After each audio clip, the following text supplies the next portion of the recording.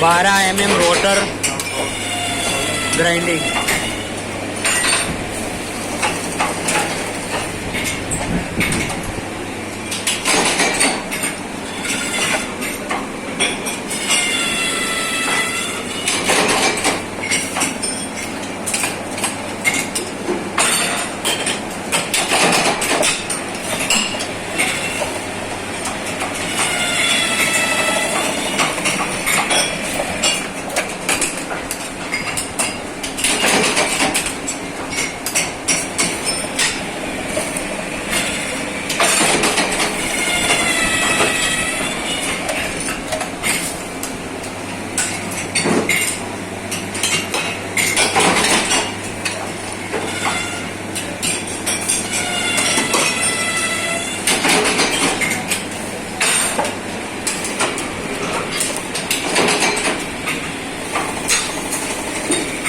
ये बॉडी में देखते हो फिर लगा के, वो बॉडी में देख लेते हो, कैसे देखते हो?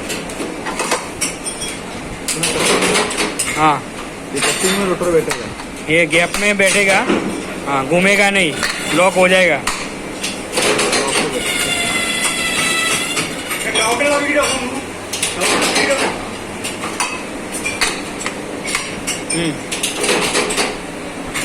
ओके ओके, कवर फिट होने के बाद वो हिलेगा नहीं, अंदर हिलना नहीं चाहिए, अंदर हिलना नहीं चाहिए, बराबर बैठेगा, लॉक हो जाएगा। उसको लगा के भी हिलना, वो प्ले नहीं होना चाहिए, प्ले नहीं होना चाहिए अंदर।